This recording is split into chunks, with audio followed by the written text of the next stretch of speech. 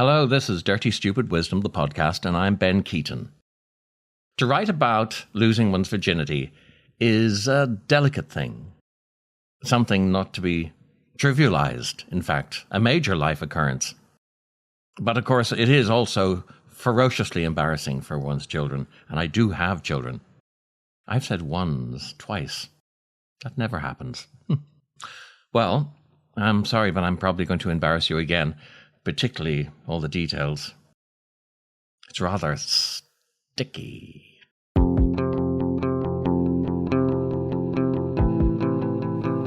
I Lost My Virginity to a Drug-Dealing Nurse by Ben Keaton. Jo lounged in her bath surrounded by candles, an ashtray spilling over with roaches on a chair beside her, a mug of wine balanced between her ample breasts, the Steve Miller Band cranking out The Joker from another room. 'Cause I'm a picker, I'm a grinner, I'm a lover, and I'm a sinner. I play my music in the sun. Idyllic if it weren't for Toby on the toilet in the corner. I was there only because this bohemian house in Holloway, which I found myself living in, allowed free access everywhere, 24/7. To my friends back in Ireland, living with drugs and nudity would be called landing on your feet. I would agree. Ireland in the 1970s had lots of drink, but no sex. Irish God was very strict on that. Even thinking about the opposite sex could lead to an eternity in hell. You know when somebody says, "Don't touch that plate, it's hot," but you do, and it really stings? Well, imagine that burn on your genitals. Forever. That's how hell was described to us. The influence of the Catholic Church was everywhere.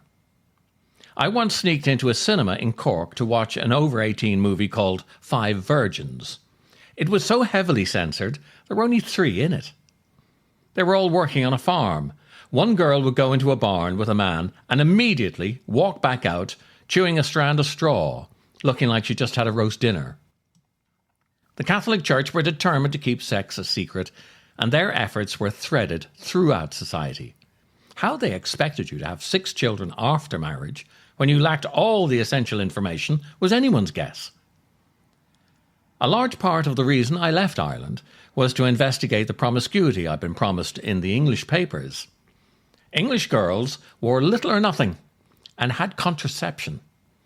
What an incendiary combination. If only the ferries used that in their marketing, those boats would have been packed to the gunnels.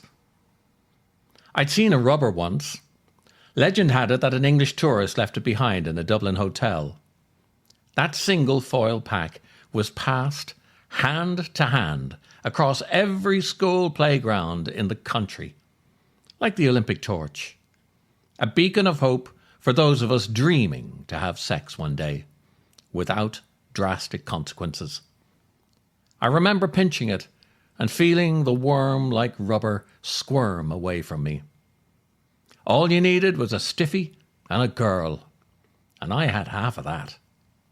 The proximity of promiscuity was thrilling. It must have been English God who delivered me to the crumbling shared house in North London, with its educated first-job youth, full of books, booze, weed and condoms. I'd choose English God over Irish God any day of the week. He's far more devil-may-care. Jo was a nurse who did house visits for the elderly and helped herself to their unused drugs. She had a Gladstone bag filled to the brim with blister packs and brown plastic bottles. At the end of each day, she'd sit cross-legged on a tied rag rug with her daily haul splayed out. Beside her, the Oxford Dictionary of Drugs, a chunky guide to the medications that could make you either high or constipated. Knowing the difference was crucial to having a good weekend. Drugs weren't my thing at all. Watching her work out what each pill did, well, it looked fun, but I was way too scared to get into it, having seen how grass had turned my schoolmate Jaime into an idiot. Jo was easy about sex. It just wasn't a big deal for her. She chose her partners. Men came and went, and she was happy that way. I prayed for the day I'd make the list. On that weekend, I was in the right place at the right time, sitting there on a wooden chair, my feet up on the bathroom windowsill, overlooking the back garden, as she lay in the bath. It was summer. I was pretending to admire the wilderness outside, but was focused elsewhere. Jo, stretched out, without a bubble to hide her, was reflected in the glass, so I was getting bush and trees at the same time. She had shoulder-length brown hair, tied back with a rubber band. Her face was friendly, with bright blue eyes. She was a little stocky, perhaps, but now I'm just looking for flaws when there wasn't any. Her casual nakedness suggested some sort of fearlessness, but in reality, she was comfortable with herself, and that made her beautiful. Anyway, I was cool with nudity. Other people's, obviously. Catholics only take their clothes off for sporting events. Toby flushed, took a drag of her roach, and headed off. Jo and I talked for a bit. I can't remember what about. I would look at her once in a while to feign complacency. The water wrapped itself around her breasts, putting her nipples above and below at the same time. She stood up. I handed her a towel, and she said, "Bring the bottle." So I did. We went down to the kitchen, had something to eat, and then took the remainder upstairs. Sex was casual. The kind of thing you do after a dinner of jacket potato and cheese and before a pint at the Tollington Arms. Pleasing without being sentimental. There may have been cuddling, but the urgency of closing time definitely took precedence. It was the kind of sex people have when they have sex regularly. Unhurried, undramatic. And that's not a bad place to start. Although I wasn't a total novice. Back in Ireland, Annie and I had been going out for over a year. We were 15, I guess. I would walk the 3 miles to our house in Dublin, where we would exchange vast quantities of saliva until it was time for me to go. It took the walk home to get my erection into a sociable condition. It was her suggestion that we go off for a few days on our own, wandering Wicklow, thumbing lifts and staying in B&Bs. The idea was mind-blowing. 2 teenagers alone, free to do whatever they wanted, unmonitored. I have no idea how we got this past our parents. If the uncensored movie script of our first night together was available, it would read like this. Interior bedroom, night. The curtains drawn. 2 backpacks thrown in the corner. A small sink with a mirror above, lit by a fluorescent light emitting a weak amber glow. A kettle on a corner table beside 2 floral cups. A walker's guide to the Wicklow Mountains, thumbed. 2 towels on a wicker chair, coarse as sandpaper. 2 pairs of shoes thrown about, the laces still tied. A large single bed masquerading as a double, draped in a pink candlewick bedspread. A crucifix on the wall with a man nailed to it. He looks dead. Annie and Ben are kneeling on the bed facing each other. They are oblivious to their surroundings. Neither can believe where they are or what they are about to do. Ben moves forward to kiss her. She smiles and draws him in. A knock on the door. Ben climbs down and answers. It's a Garda. The policeman smiles, looks at Annie on the bed, and coughs into his fist. Garda. Is everything all right? Virgin. Yes. Garda. Fine so. Exit Roser. Ben returns to Annie. They have a brief chat about how odd that was. But soon the moment envelops them, and all is forgotten. He kisses her. She undoes his trousers, makes herself comfortable, and puts his cock into her mouth. An action he has never contemplated. The event is so alien to him that he does not move in case he should waken himself from a dream. The resulting sensation makes his eyes dilate. Now resigned to the reality of the situation, Ben studies the crucifix to stave off an early orgasm. This will be the first of many times religion fails him. Looking back, I can see that the B&B owner must have called the police. That's how dangerous it was to be a teenager in Ireland. There were a lot of devout Catholics who took the statutes of their religion very seriously. In another version, our parents would have been phoned and we would have been called home. In less liberal families than ours, the consequences would have been dire. We might have had to move schools. Annie would have been tarnished with scandal, and that could have impacted her future in very serious ways. She'd be one of those girls. But none of that happened, thanks to a smiling Garda. Annie and I stayed together for 4 happy years. She was very tidy. I must have orgasmed 1,000 times, and I never once saw my jizz. I suspect her diligence was more to do with hiding the evidence than anything pleasurable. I never thought to ask. That was as far as we dare go. With no contraception available to us, and the risks associated with pregnancy so extreme, it just wasn't worth it. Back to Joe.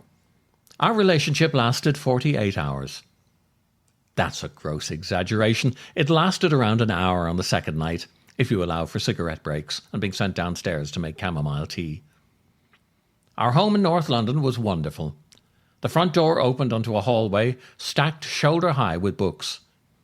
Hardbacks, paperbacks, and albums from the chain of shops that we all worked in filled the house. Joe Norma Trading shut the door on the soundproof music room on the first floor.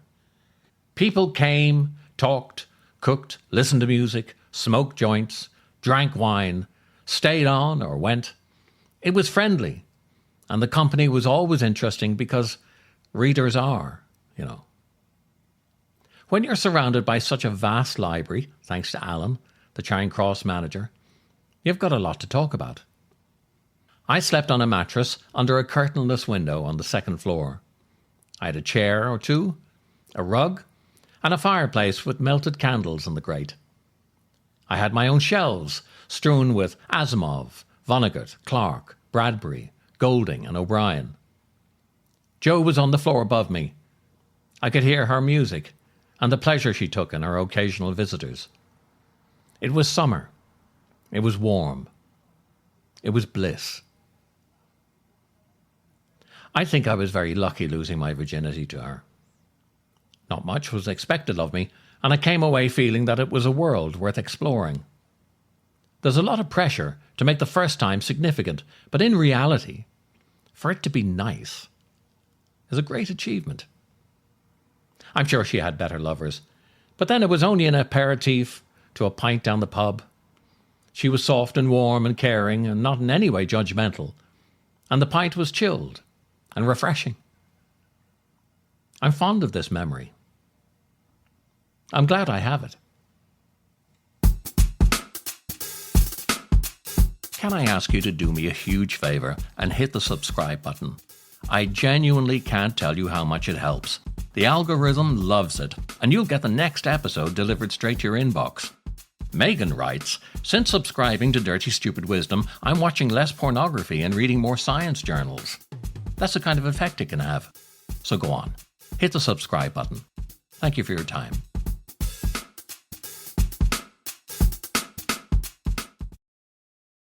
A few years back, I started writing poetry. It was a big surprise to me. I just hadn't thought I was that type of person. But it's been very helpful. I've learned a great deal. Writing poems is interesting because they reveal themselves to you as you go through. You might start out and think you've got a great opening line and you know where you're going, but it seldom works out that way. This appears to be something to do about contradiction. It's called Curled Beneath Feathers. I would like for everything to stop. Just pause so we could all catch up. I'd like to be left alone, or badgered into company. left in the quiet, or thrown into the middle of a Cayley band rehearsal. I'd like my friends to give me the space I need to repair, or put me in the back of a car and take me to a pub crackling with atmosphere. I'd like to hide and lead a marching band. I'd like both. I want the sea to crash like thunder and the spray to sparkle on the window, to look out and have your arms around me, the kettle on, the heating on, the TV on, the bath on, the dinner on. I'd like the kids to call. I'd like to plan a holiday, to get the car fixed, have a haircut. I would like to tick the last thing on the list and have you say, "That's it. You've done everything I've asked." I'd like to nest in you, feel your wing about me, and yet wriggle, impatient to fly away. Thank you very much for joining me on Dirty Stupid Wisdom. I hope you've enjoyed it. It would be amazing if you were to subscribe. If you subscribe, it's fantastic. You get a little email that goes straight out to you, and there's a link in there, and you can listen to the next episode, and that's a fantastic thing. Also, if you want to leave a comment or say something in a message, there's a voice recorder as well. You'll find that on dirtystupidwisdom.com. That would be excellent. So, till next time.